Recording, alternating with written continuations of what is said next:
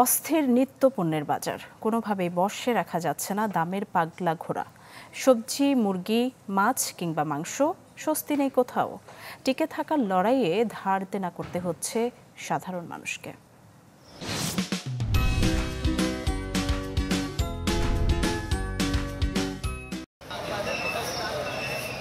বেতনের 15,000 টাকার 9,000 যায় বাসা ভাড়া, বাকি 6,000-এ নিজের আর সংসারের খরচ। হিসেব মেলানো কঠিন বেসরকারি চাকুরিজীবী হুমায়ুনের। প্রয়োজনীয় যা কিনতে এসেছিলেন এর অর্ধেক না কিনতেই টাকা শেষ। 1,000 টাকা নিয়ে বাজারে আসলে তার নিত্য প্রয়োজনীয় আপনি সম্পূর্ণটা পরিপূর্ণ করতে পারবেন না ফ্যামিলির জন্য। 240 টাকা মুরগির মাংস, আপনি মুরগি কিনবেন কীভাবে? কাঁচা বাজারে কাঁচা মরিচ, ধনিয়া পাতা, মনে করেন ধনিয়া পাতা 250 গ্রাম 50 টাকা। ছোটোখাটো পরিবারের যারা আছি তারা কিভাবে যে জীবনযাপন করা হচ্ছে এটা একমাত্র আমরা ছাড়া আর কেউ বলতে পারবে না।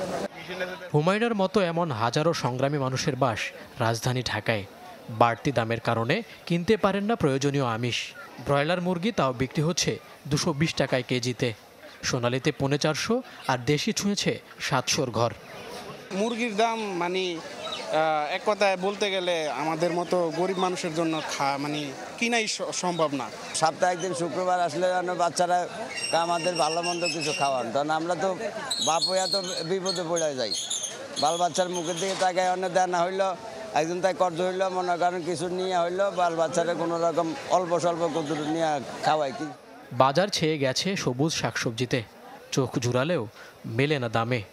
200 ছাড়িয়েছে কাঁচামরিচ, পেঁপে টমেটো 80 টাকা, আর অধিকাংশ সবজি প্রতি কেজি 60 টাকার ঘরে। বাজারে সব কিছুর দামই এক্সট্রা, যেটা আসলে অ্যাফোর্ড করার মতো ব্যবস্থা আমাদের মতো না, নিম্ন আয়ের তো নাই। তো একটা সিন্ডিকেট আছে, কিছু করার নেই, সরকার তো সেবারে পদক্ষেপ নিচ্ছে না, কারণ ধরবে কাদের? সবই তো তাদের লোকেই ধরা পড়তেছে।